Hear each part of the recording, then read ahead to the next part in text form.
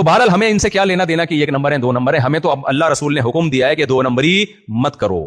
میں اپنے پیسے, حضرت آپ نے یہاں ایک جاپانی نے آپ کو لوٹا ہے نا, مجھے 3 پاکستانیوں نے داڑھی والوں نے لوٹا ہے کراچی میں. میرے والد صاحب کی ساری وراثت جو مجھے ملی تھی, جو میرے باپ کے خون پسینے کی کمائی تھی, میں نیک لوگوں کو کاروبار کے نام پہ دے کے گوا بیٹھا ہوں. تو میں تو بھگتا ہوا ہوں بھائی, بھگتا ہوا. اور میرے والد صاحب وصیت کرتے تھے, بیٹا پاکستان میں یا انڈیا میں کبھی سنا تقریباً یہی حال ہے, جو پیسہ آپ کی جیب میں ہے وہ آپ کا ہے, کسی کو دے دیا نا کاروبار کے نام پہ تو وہ آپ کا نہیں ہے. پھر اگلا جملہ بھی کہتے تھے کہ دیکھو یہ باتیں جب بتائی جاتی ہیں بڑوں کی طرف سے تو بچوں کی سمجھ میں آتی نہیں ہے, آئیں گی جبھی جب دو گے اور بھگتو گے. انہوں نے مجھے کہا تھا کہ تم دو گے, یعنی ان کا میسج دے دیا کہ ویسے سمجھ میں نہیں آتی. میں نے دے دیے, کیونکہ جو بندہ آیا اس کو پتا چلا اس کو وراثت ملی ہے. جب کسی کے پتا چل جائے نا پیسے آئے ہیں تو ویسے ہی لوگ آنا شروع ہو جاتے ہیں, ایٹیٹیوڈ ہی چینج ہو جاتا ہے لوگوں کا. ایک حکیم صاحب تھے, لوگ ان سے سلام کرتے تھے, حکیم صاحب السلام علیکم. حکیم صاحب کہتے ہیں پہنچا دوں گا. بندہ حیران ہو, میں سلام آپ کو کر رہا ہوں, کہہ رہے پہنچا دوں گا. پھر دوسرا آیا, حکیم صاحب السلام علیکم. حکیم صاحب نے کہا اچھا ٹھیک ہے پہنچا دوں گا.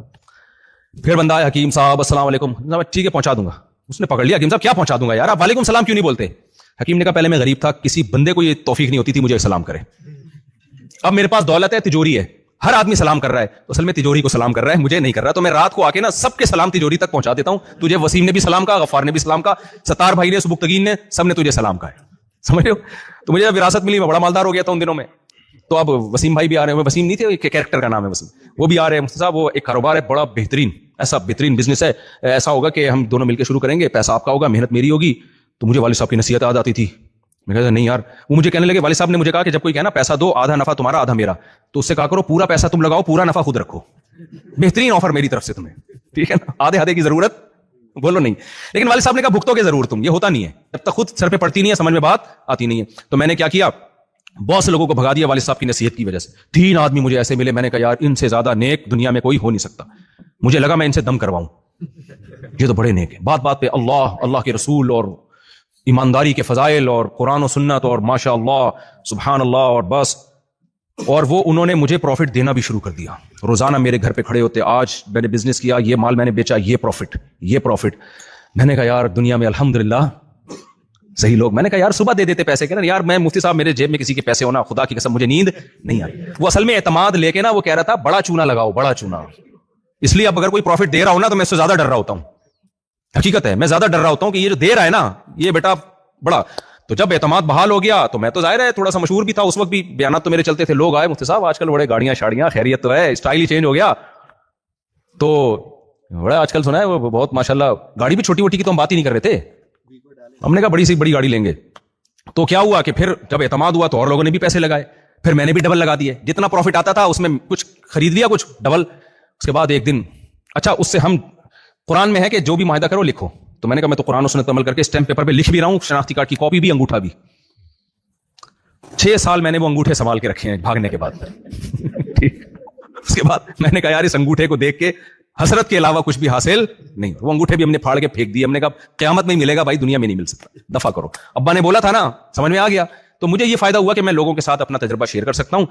تو میں نے جب آیا کہ اس مسجد میں جہاں میں آج کل امام ہوں, تو میں نے وہاں تجربہ شیئر کیا. ایک صاحب نے کہا یہ جو مزاربت اسکینڈل نہیں ہوا تھا, میں نے نہیں پیسے لگائے الحمدللہ. اول تو میرے پاس بچے ہی کچھ نہیں تھا, لیکن ہوتا بھی تو نہیں لگاتا. تو لوگ مجھے کہتے تھے پیسہ لگاؤ. میں نے کہا بھائی جب میرے پاس پیسہ تھا تجربہ نہیں تھا, تجربہ ہے لگانے کے لیے پیسے نہیں. تجربہ بہت ہے, میرے تجربے سے فائدہ اٹھاؤ. وہ کہتے کیا تجربہ, میں نے کہا مزاربہ میں بالکل پیسے مت لگاؤ. لوگوں نے کہا وہ فلاں نے ڈیفینس میں بنگلہ خرید لیا. میں نے کہا اس کا مطلب یہ بہت بڑا فراڈ ہے, یہ چھوٹا فراڈ نہیں. اتنا لوگوں نے مجھے کہا کہ یار آپ اس کو پروموٹ کرو. میں نے کہا بھائی یہ غلط ہے. میرے اپنے قریبی جو خونی رشتے تھے, حتیٰ کہ میرے گھر والوں نے کہا کہ جو ان کو گولڈ ہوتا ہے نا بعض مہر میں ملتا ہے یا والد کی طرف سے ملتا ہے, ہم یہ لگا رہے ہیں. میں نے کہا سوال ہی پیدا نہیں ہوتا. لوگوں کو میں نے روکا. اس کے بعد ایک امام جن کو بہت منع کیا تھا نا, 7 کروڑ روپے ان کے لے کے بھاگا. اس زمانے میں 7 کروڑ, پتہ نہیں کتنوں کو برین ہیمریج ہو گیا. اور پھر وہ ایکچولی ہوا, یا ایکچولی کچھ نہیں ہوا, شروع سے ڈرامہ تھا. یہ شروع سے ڈرامہ تھا, ایسا کہاں ہوتا ہے. ایک صاحب میرے پاس آئے, مجھے کہنے لگے کہ بھائی وہ مفتی صاحب میں پیسہ لگا رہا ہوں. میں نے کہا کیوں لگا رہے ہو پیسہ؟ کہہ رہے ہیں اصل میں وہ جنریٹر جو ہے نا, ایک کمپنی کو جنریٹر چاہیے. یہ کیا کرے گا, کیش پہ خریدے گا اور قسطوں پہ اس کو مہنگا کر کے بیچ دے گا.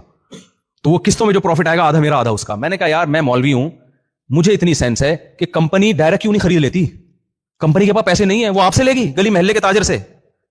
ڈائریکٹ کیوں نہیں خرید لیتی کیش پہ. تو بالکل جب انسان کا پیسے میں پاگل ہوتا ہے نا تو دماغ کام کرنا چھوڑ دیتا ہے.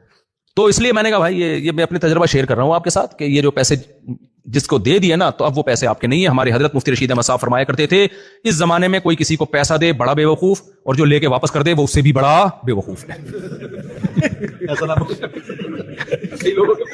وہ اس سے بھی بڑا. ہاں پھر جب مزید ٹریولنگ کی ہے تو 0.0001% لوگ الحمدللہ ابھی ایماندار ہیں, یہ میں مانتا ہوں. کیونکہ پھر مجھے دوبارہ موقع ملا تو میں نے اس بیس پہ لگائے پیسے, کیونکہ میں مشہور ہو چکا تھا اور مجھے تھوڑا بندے کے بارے میں اندازہ لگانا کہ یہ ایماندار ہے یا نہیں, اس کا بھی بہت حد تک تجربہ ہو چکا تھا. کچھ اللہ نے بھی رزق کے دروازے کھولنے ہوتے ہیں, ظاہر بچے تو ہمارے اسپیڈ سے ہوئے چلے جا رہے تھے, شادیوں میں بھی ہم رک نہیں رہتے, ہم نے کہا روکی کھائیں گے, بیویاں 4 رکھنی, ہم نے ایسی کی تیسی, تو ہم نے کہا یہ تو پھر اللہ بھی کچھ مدد کرتا ہے نا. تو پھر کچھ ایسے ایماندار تاجر مجھے مل گئے کہ ان کے ساتھ جب میں نے انویسٹمنٹ کی ہے تو وہ الحمدللہ وہ لے کے بھاگے بھی نہیں, ایمانداری سے پروفٹ بھی دینا شروع کیا.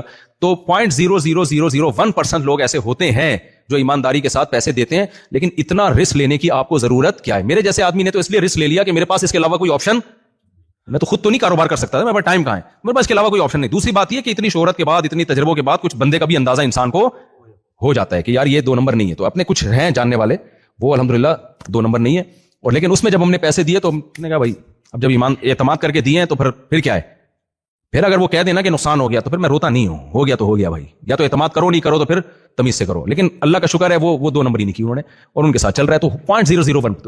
اب اس کا خلاصہ یہ نکلا کہ آپ سے اگر کوئی پیسے مانگنے آ رہا ہے نا تو آپ اس کو یہ سمجھو کہ 99.999% لوگوں میں ہے یہ, اور اگر کسی کو دے چکے ہو تو پھر اس امید پہ جیو کہ یہ 0.001%, پھر ڈپریشن سے مرنے کی ضرورت نہیں ہے. پھر بولو یہ 0.001% لوگوں میں سے ہے, اور انشاءاللہ کل مجھے پیسے مل جائیں گے, ملیں گے نہیں لیکن انشاءاللہ امید ہے کہ کیا ہو جائیں گے, 1% ہے. کیونکہ اگر سارے غلط ہو جائے تو قیامت آ جائے گی نا میرے بھائی.